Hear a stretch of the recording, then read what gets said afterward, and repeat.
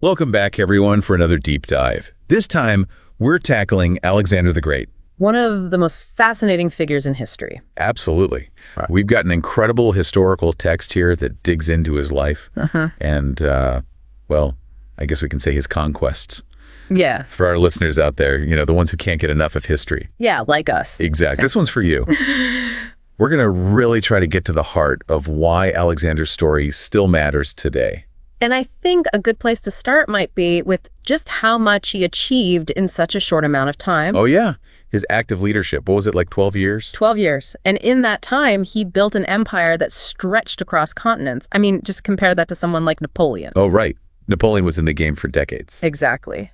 So what does that tell us about Alexander's personality? This text seems to suggest he was driven by this incredible ambition, like he was almost racing against time to achieve greatness. It makes you think about his mindset, right? Like 12 years to build an empire, that's practically sprinting through history. No kidding. And it wasn't just about speed either. I mean, the text also highlights this fascinating contrast in how ancient civilizations approach warfare, you know, especially between the Asiatic and European powers. I was just going to bring that up. That was a really interesting part of the text. It was like you had these Asiatic empires. They were all about spectacle. Oh, yeah, like tons of wealth. Armies decked out in gold and silver. I mean, can you imagine? Elephants on the battlefield. Talk about psychological warfare. No kidding. And then on the European side, especially the Greeks, they were all about discipline, strategy, and infrastructure. It's like they understood the importance of logistics just as much as brute force. You know, building roads, securing supply lines. Those things played a crucial role in Alexander's victories. Absolutely. It wasn't just about winning battles. It was about outmaneuvering the enemy, thinking long-term, and adapting to different situations. So we've got speed, we've got strategic brilliance. But were Alexander's victories solely because of this Greek way of war, or was there something else, you know, something more personal that played a part? Well, that's where Alexander's personality becomes really, really interesting. The text dives into his upbringing, and let me tell you, it wasn't what you'd expect for a prince. Oh, so not the whole pampered prince routine. Not even close. His nurse, Lannis, instilled in him this toughness, this resilience. She knew he was destined for great things. And then his education. His governor Leonidas and his teacher Lysimachus, they were all about honing his leadership skills.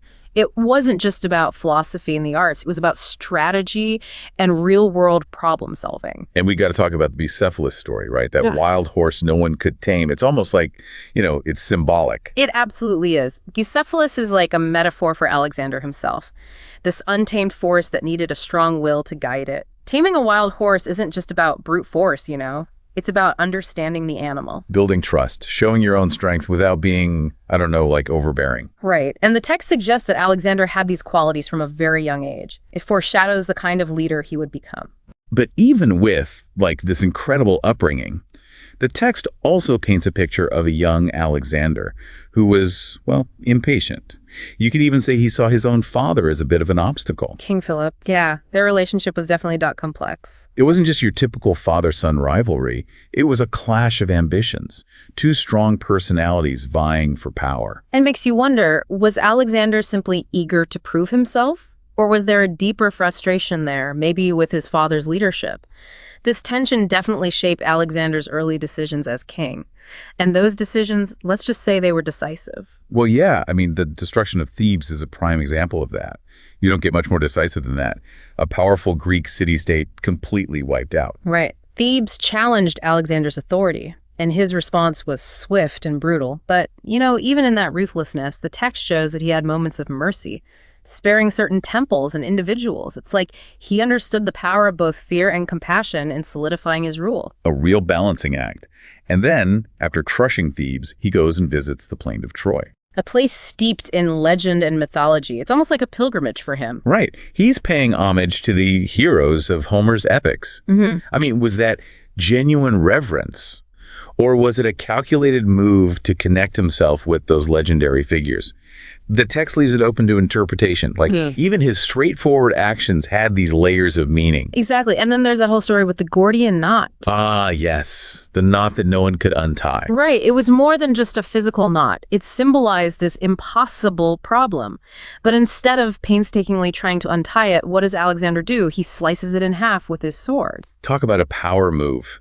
Decisive, bold, willing to break with tradition.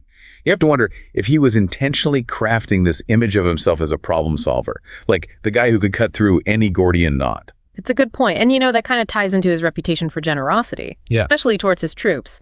But even that generosity, according to the text, was a bit more complex than it seemed. How so? Well, Alexander understood the power of loyalty. He used his wealth strategically, rewarding his soldiers, sharing the spoils of war. It created this incredibly powerful bond. He wasn't just being charitable, he was investing in his own success. So it's like a calculated generosity, a way to keep his followers motivated and willing to, follow him to the ends of the earth. Exactly. He wasn't just a brilliant military strategist, he was a master of human psychology. And that brings us to another fascinating aspect of Alexander, his belief in his own divine lineage, which, the text explores in detail. Yeah, the whole journey to the oasis of Siwa, to consult the oracle and confirm his connection to the god Amun. He knew how powerful perception could be. Oh, absolutely. It wasn't just ego, it was a strategic move. Claiming divine lineage, it elevated him above rivals, justified his conquest, and inspired awe in his followers. But what's interesting is that he balanced this claim with these moments of humor. It's almost like he was acknowledging how absurd it was, but still using it to his advantage. Very clever. Playing a delicate game there. But as the text goes on, things start to get a bit darker, don't they? They do. As Alexander's power grew, so did his paranoia. We start to see him turn on some of his most trusted generals, even Parmenio, who had been with him through thick and thin. And then, of course, there's the tragic story of Clitus, Alexander's close friend, killed by Alexander himself in a drunken rage. It's a turning point in the text, a real descent into darkness fueled by paranoia, maybe the pressures of leading an empire. It makes you think about the toll it all took on him. And that's a good place to stop for today. Yeah. We've covered a lot of ground, but there's still much more to explore. Join us next time as we delve deeper into the consequences of Alexander's actions and the legacy he left behind. Picking up where we left off, the text really delves into the death of Darius, the Persian king, and it's a moment that shows just how complicated their relationship really was. Here's Darius betrayed by his own men, left to die, and he sees Alexander as his only hope. Wow, it's like the conqueror becomes the potential savior of the conquered. What a powerful image. But what does that moment really tell us about Alexander? I think it offers a glimpse into a side of Alexander that often gets overlooked. Beyond all the military achievements, amidst all that ambition, there might have been a sense of honor, maybe even a flicker of compassion for his enemy. But the text leaves it open to interpretation. Was it genuine or just another calculated move to solidify his control? It really makes you think about the layers of strategy involved in everything Alexander did, but beyond his own personal complexities, the text also explores the impact of his conquests on, the wider world. Oh, absolutely. Alexander's campaigns didn't just redraw maps. They sparked this incredible cultural exchange that had these profound and lasting consequences. The text uses the term Hellenization to describe it. Basically, it's the spread of Greek culture and ideas across those vast territories he conquered. New cities were founded, trade routes established, and there was this blending of Greek and Eastern traditions that shaped the intellectual and artistic landscape for centuries. So Alexander wasn't just a conqueror. He was a catalyst for cultural exchange, even if it was driven by military.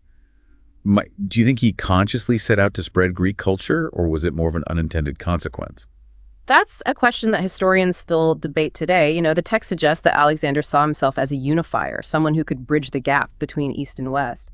He adopted Persian customs, encouraged intermarriage between his soldiers and local populations, even envisioned a single unified empire that transcended cultural boundaries. That's a fascinating idea, this vision of a unified empire, especially considering the brutality he often employed to achieve his goals. Makes you wonder if he saw this cultural exchange as a way to, legitimize his conquest, to create a more stable and integrated empire. It's certainly possible. The text emphasizes Alexander's pragmatism, his ability to adapt to different cultures and use those adaptations to his advantage, but it also acknowledges the limits of his vision. He died young before his grand plans could fully be realized, leaving behind a legacy that's both inspiring and, troubling. We've talked about the darker aspects of his character, but the text also sheds light on his relationships with his generals, which were far more complex than simple military hierarchies. Yeah, like his bond with Hephaestion, for example, it went way beyond a typical general-commander relationship. The text portrays their connection as one of deep friendship, mutual respect, maybe even romantic love. Hephaestion wasn't just Alexander's right-hand man, he was his confidant, his closest advisor. And the text describes Alexander's grief over Hephaestion's death as absolutely devastating. It's almost Shakespearean in its intensity. This powerful leader brought low by the loss of his dearest friend. It's a reminder that even conquerors are human, capable of deep emotion and vulnerability, and this loss seems to have had a profound impact on Alexander, perhaps contributing to that darker turn his personality took in later years. It's a stark contrast to the image we often have of him as this invincible warrior. Yeah. The text gives us a more nuanced picture, a man driven by ambition, but also capable of love, loyalty, and profound sadness.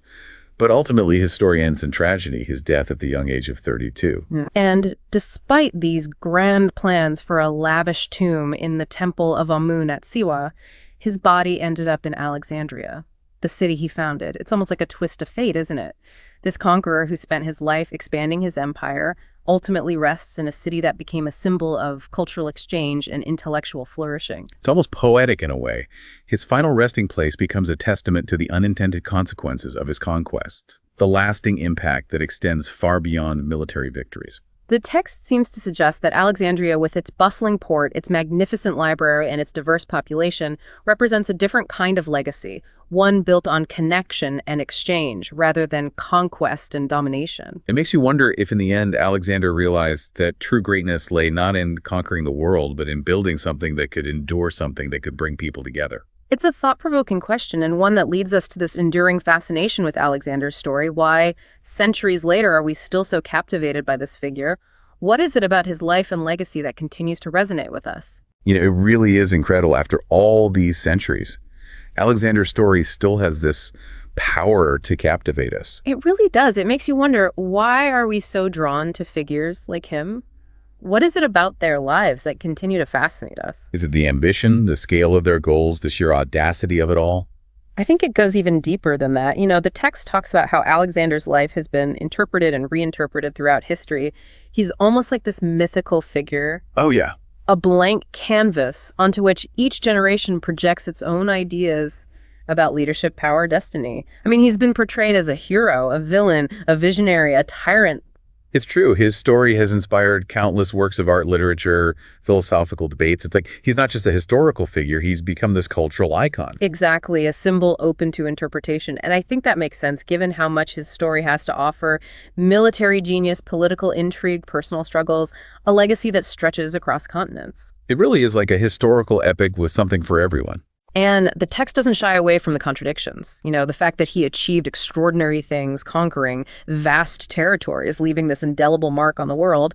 But he also exhibited ruthlessness, made devastating mistakes, ultimately succumbed to the darker aspects of his own nature.